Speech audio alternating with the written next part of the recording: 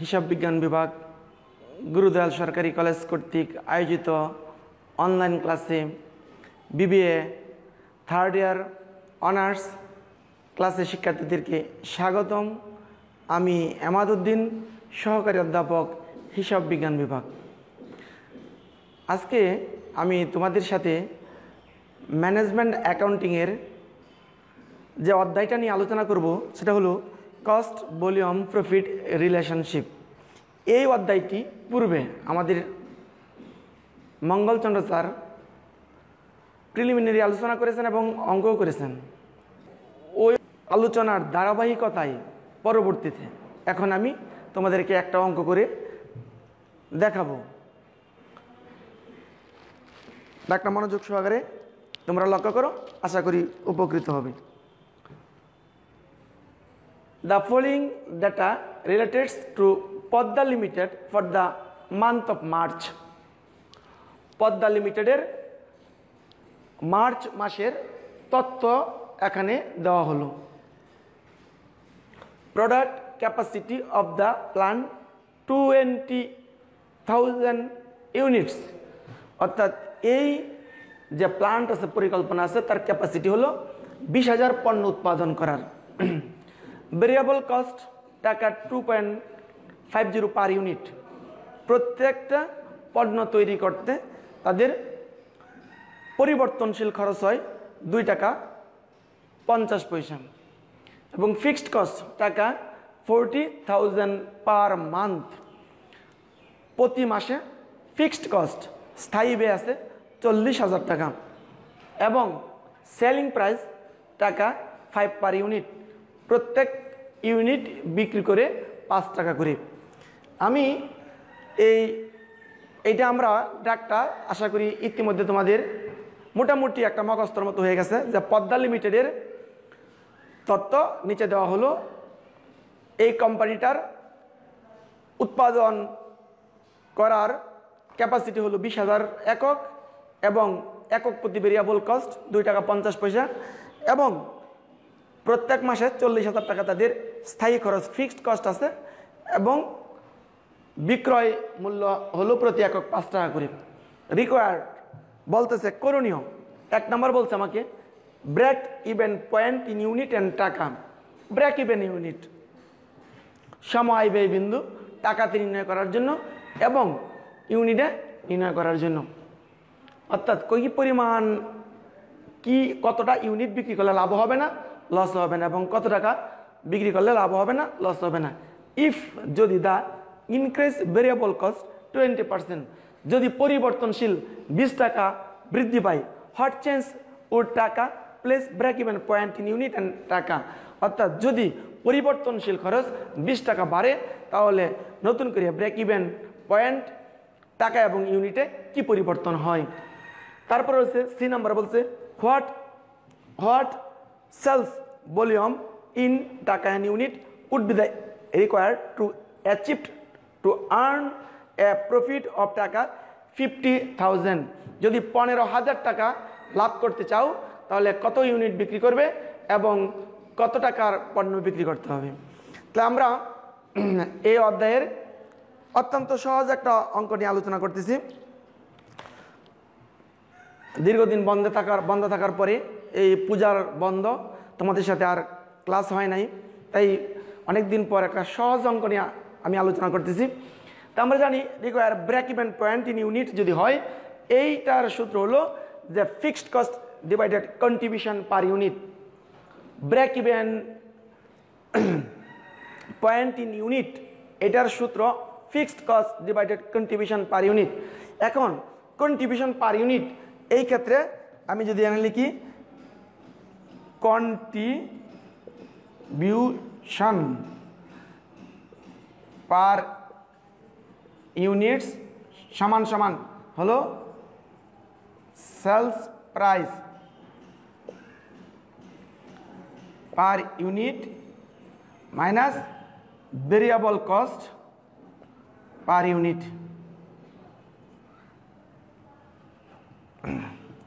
Unit sales price আছে টাকা কত 5 টাকা করে, ভেরিয়েবল কস্ট আছে 2.50 বিয়োগ করলে 2.50। তো কন্ট্রিবিউশন মার্জিন হলো আমার কত 2 টাকা 50 পয়সা। এখন যদি আমি সূত্র বসাই, আমার ফিক্সড কস্ট যেহেতু 1 মাসের তত্ত্ব, এই অঙ্কের যে তত্ত্ব দিছে সেই অঙ্কে 1 মাসের for the month of March 1 মাসের তত্ত্ব, 1 মাসে ফিক্সড কস্ট কত 40,000 টাকা এবং কন্ট্রিবিউশন মার্জিন হলো 2 টাকা 50 পয়সা। সুতরাং এই 40,000কে যদি 2 টাকা 50 পয়সা করে ভাগ করি তাহলে আমাদের দাঁড়াবে 16,000 ইউনিটস।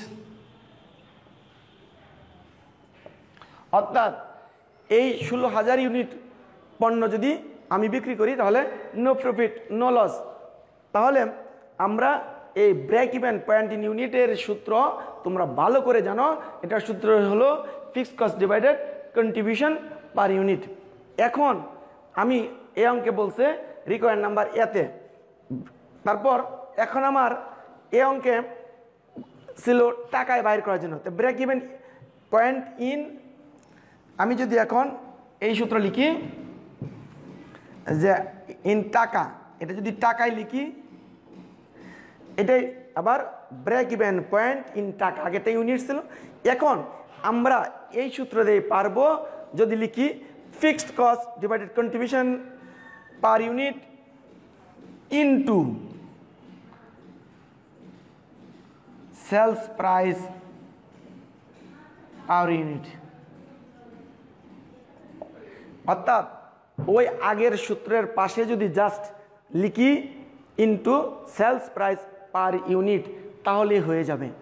তাহলে এই সূত্র নিচে বসালে ফিক্সড কস্ট কত 40,000, কন্ট্রিবিউশন একটু পূর্বে বাইর করছি 2 টাকা 50 ইনটু সেলস প্রাইস 5 টাকা, তাহলে 16,000 টাকা, 580 সমান সমান 80,000 টাকা। অর্থাৎ 80,000 টাকার পণ্য বিক্রি করলে নো প্রফিট নো লস। এখন আরেকটা কথা, আমি এইটা তো একটা সূত্র, এটা অত্যন্ত সহজ একটা সূত্র, অথবা এতটুকু না লিখে যদি আমরা লিখি কন্ট্রিবিউশন, সূত্র হয়ে গেল, কিন্তু এটার আমি বিকল্প সূত্র বলতেছি। বিকল্প সূত্র হলো কি, এটা লেখার পরে এটা না লিখে যদি আমি এটাও লিখতাম, এই এতটুকু না লিখে যদি আমি লিখি যে break even point in units into selling, break even point in unit into sales price per unit, তাহলেও হবে। যেমন ব্রেক ইভেন পয়েন্ট কত 16,000, সেলিং প্রাইস কত 5 টাকা সমান সমান 80,000। আমি তোমাকে দুইটা সূত্র দেখালাম, অর্থাৎ আগেরটাও বললাম এটাও বললাম। এখন এটার পরিবর্তে আরেকটা সূত্র আসছে, সেটা হলো আমরা এটারই আমি একটা অঙ্কই তোমাকে একাধিক সূত্র দিয়ে বুঝাচ্ছি। এটাই যদি ব্রেক ইভেন পয়েন্ট ইন টাকা, এটার এই সূত্র না লিখে যদি আমরা লিখি, আমরা যদি এই সূত্র লিখি সমান সমান, দেখো সকলেই, ফিক্সড কস্ট ডিভাইডেড, এটাকে বলা হয় contribution unit, like CM ratio লিখে ফেলি, CM ratio, contribution margin ratio. এখন সিএম রেশিও কীভাবে নির্ণয় করতে হয়, সিএম রেশিও সমান সমান sales minus variable cost by sales. এটি সবই কিন্তু পার ইউনিট। তাহলে এই সেলস ছিল কত 5 টাকা, ভেরিয়েবল কস্ট কত ইন্টু 100, তাহলে ইন্টু 100।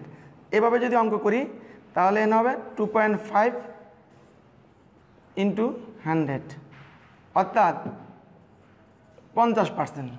কত হবে 50%। তাহলে এনে যদি আমি লিখি ফিক্সড কস্ট কত 40,000, সিএম রেশিও কত 50%। তাহলে আমরা লিখতে পারতেছি যে এই ক্ষেত্রে 40,000 40,000 ডিভাইডেড 50%, কত আসে? এই 80,000 টাকা আসলো। তাহলে আমরা তোমাকে 3টা সূত্র দেখালাম, অর্থাৎ বললাম যদি কন্ট্রিবিউশন পার ইউনিট তো হলোই, কিন্তু যদি contribution break even point in taka বলে, তাহলে আমরা 3টা সূত্র দিয়ে অঙ্ক করে দেখালাম। প্রথম সূত্র ছিল fixed cost divided contribution per unit into sales price per unit. দ্বিতীয় সূত্র বললাম যে অথবা লিখতে পারি break even point in unit into sales price per unit. এই দুইটা কখন লেখা যাবে? যদি একক প্রতি তথ্য দেওয়া থাকে। কিন্তু যে সকল অঙ্কে একক প্রতি তথ্য দেওয়া নাই, অর্থাৎ মোট সেলস প্রাইস এবং মোট ভেরিয়েবল কস্ট দেওয়া আছে, সেই ক্ষেত্রে কিন্তু ওই দুই সূত্র কার্যকর হবে না। সেই ক্ষেত্রে সিএম রেশিও অর্থাৎ কন্ট্রিবিউশন মার্জিন রেশিও বাইর করতে হয়। সেই ক্ষেত্রে এই সূত্র দিয়ে অঙ্ক করতে হবে। ব্রেক ইভেন পয়েন্ট ইন টাকার ক্ষেত্রে যে fixed cost divided CM ratio, the CM ratio equal to sales minus variable cost divided sales price per unit into 100। 5 টাকা হচ্ছে সেলস প্রাইস মাইনাস 2.5 হচ্ছে ভেরিয়েবল কস্ট, আর হলো সেলস হতো 5 টাকা ইন্টু 100, কাটাকাটি করার পরে হবে 50%। সুতরাং ফিক্সড কস্ট 40,000 এবং ডিভাইডেড 50% সমান সমান হলো 80,000 টাকা। তাহলে আমরা শিখলাম যদি কখনো একক প্রতি তথ্য দেওয়া না থাকে, সেই ক্ষেত্রে আমরা যদি ব্রেক ইভেন পয়েন্ট ইন টাকা বাহির করি, সেই ক্ষেত্রে fixed cost divided contribution margin ratio দিয়ে অঙ্ক করতে হবে। তাহলে এখন আমরা 2 নাম্বার বলছে কি, 2 নাম্বার অঙ্কে বলছিল required number if the increase variable cost 20%, যদি ভেরিয়েবল কস্ট 20% বৃদ্ধি পায়, সেক্ষেত্রে আমার কি পরিবর্তন হবে? সুতরাং what change that would be place break even point in unit and টাকা। অর্থাৎ আমারকে যদি সূত্র একই, এখন যদি আমার 20% টাকা বাড়ে, তাহলে আমরা এখন রিকোয়ার্ড নাম্বার বি যদি লিখি, রিকোয়ার্ড নাম্বার বিতে আছে যে new variable cost old variable cost যোগ 20% ইনক্রিজ। ওল্ড ভেরিয়েবল কস্ট 2.5, অর্থাৎ পূর্বের পুরাতনটা 20% যদি ইনক্রিজ হয়, 20%-এর 2.5 ইন্টু 20%, সেই ক্ষেত্রে হয়ে যাবে 2.5 যোগ 0.50, অর্থাৎ 3 টাকা। অর্থাৎ নিউ ভেরিয়েবল কস্ট দাঁড়াবে 3 টাকা। সেই ক্ষেত্রে কন্ট্রিবিউশন, সেই ক্ষেত্রে আমার কন্ট্রিবিউশন দাঁড়াবে, সো কন্ট্রিবিউশন দাঁড়াবে 5 টাকা মাইনাস 3 টাকা, অর্থাৎ 2 টাকা।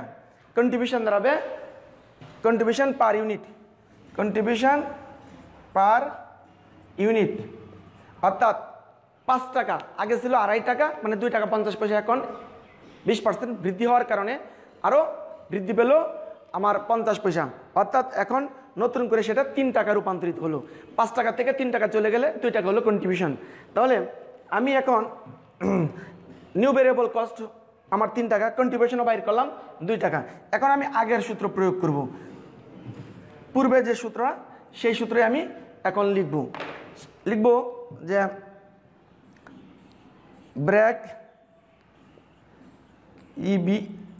Break even point in units সমান সমান fixed cost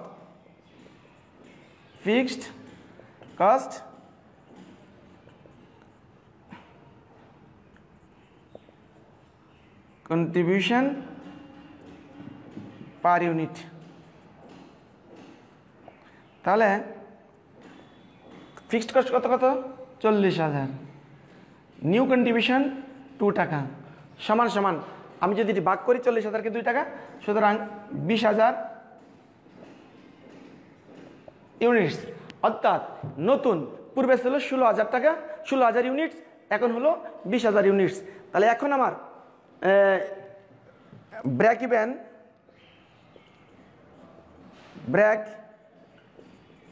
even point in টাকা।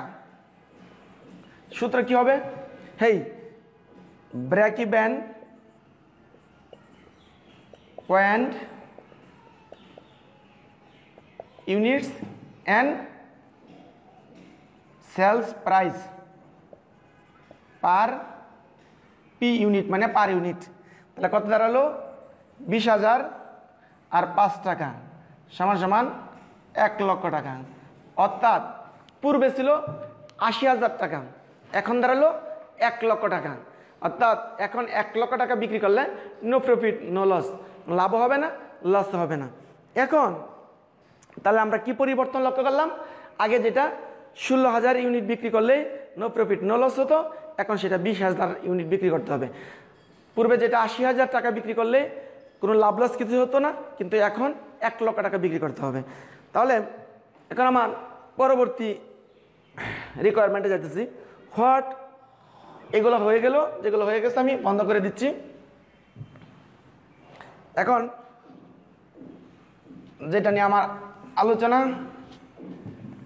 সেটা হলো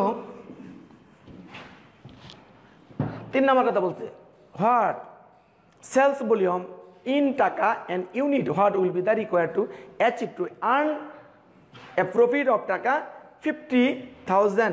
আমি বন্ধ করে দিচ্ছি লিখার জন্য। এখানে বলছে যদি 15,000 টাকা আমি লাভ করতে চাই তাহলে কি পরিমাণ পণ্য আমাকে বিক্রি করতে হবে। এখন আমরা require number require C 3 number require. এখন আমি এটা লিখবো যে require sales unit,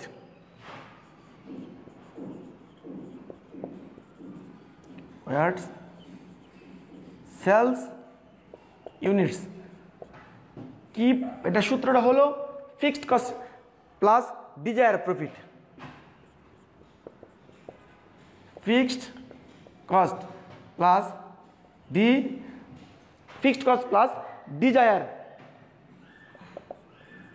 desire profit contribution per unit. এখন আমাদের একটা তথ্য মনে হতে পারে, এখানে কন্ট্রিবিউশন পার ইউনিট কোনটা দিব?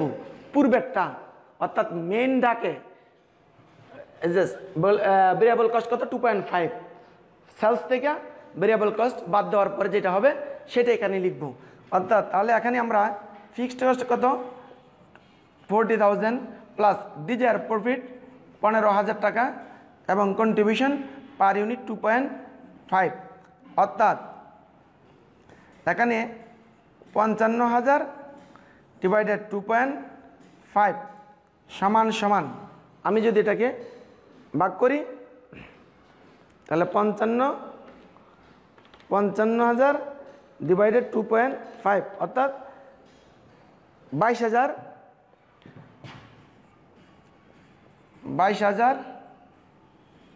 ইউনিটস। অর্থাৎ 22,000 ইউনিটস যদি আমি বিক্রি করি তাহলে 15,000 টাকা আমার লাভ হবে। এখন আমরা সেলস ইন টাকা দিয়ে আমরা করব, এটা সেলস ইন টাকা, ঠিক আছে? তাহলে আমি এইটা সেলস ইন টাকা, আমি এটারও সূত্র লিখতে পারি। এটারও আমি সূত্র লিখতে পারি কোনটা? যে এটা একাধিক সূত্র আমি লিখে তোমাদেরকে শেখাতেছি। Required sales units into sales per unit. তাহলে এই রিকোয়ার্ড সেলস ইউনিট কত? 22,000 আর সেলস পার ইউনিট হলো 5 টাকা, সুতরাং 1,10,000 টাকা। যদি 1,10,000 টাকা, এটা কি আমরা আরও সূত্র কি লিখতে পারি? এভাবে না লিখে পূর্বে আমি যে লিখছি সেটা কি আমরা লিখতে পারি এই সূত্র রেখেও অন্য সূত্র রিকোয়ার্ড সেলস ইউনিট বলতে এই যে এটা যেটা বাইরেছে এটার সাথে প্রতি এককের বিক্রয় মূল্য গুণ করলে হবে। অথবা আমি লিখতে পারি এই সূত্র যেটা পূর্বে লিখেছি ওখানে যে সূত্রটা লিখলাম যে fixed cost plus desire profit, অথবা লিখতে পারি সিএম রেশিও। কারণ আমি তো বললাম সিএম রেশিও কখন, যখন একক প্রতি মূল্য দেওয়া থাকবে না, সেই ক্ষেত্রে আমরা fixed cost 40,000 plus desire profit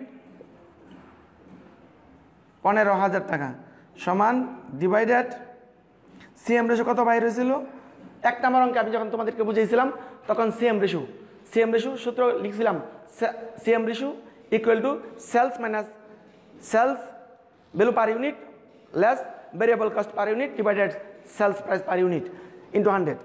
এখন এনে তখন আমার 50% বাইরে ছিল, তাহলে যোগ করলে হবে 55,000 টাকা আর হলো 50% সমান সমান 1,10,000। তাহলে আমরা এভাবে পারি।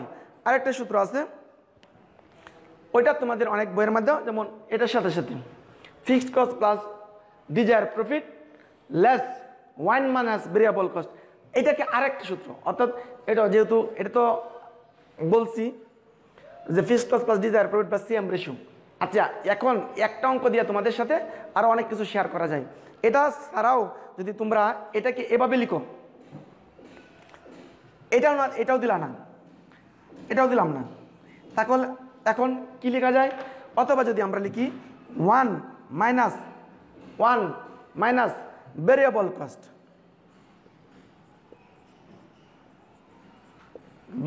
Cost plus divided sales price per unit বা সেলস প্রাইস ভেরিয়েবল কস্ট বা লেস সেলস। এখন এটা যদি আমরা করি ফিক্সড কস্ট কত ছিল 40,000 টাকা ডিভাইডেড ডিজায়ার প্রফিট 15,000 টাকা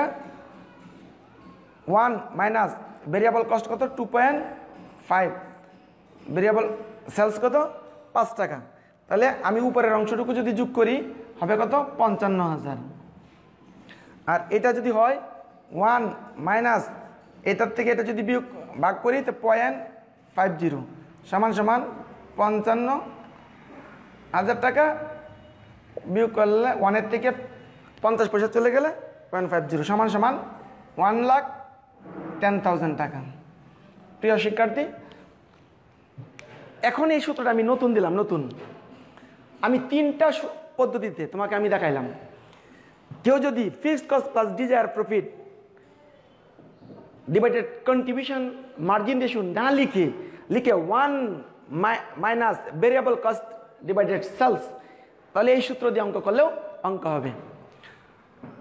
সুতরাং আজকের ক্লাস আমি একটা অঙ্ক, যেহেতু আমাদের পূর্ববর্তী স্যাররা এই অধ্যায় নিয়ে আলোচনা করেছে, আমি তার উপর ভিত্তি করে একটা অঙ্কই তোমাদেরকে করালাম এবং একাধিক সূত্র প্রয়োগ করে অঙ্কটা করার কৌশল তোমাদেরকে শিখাইলাম।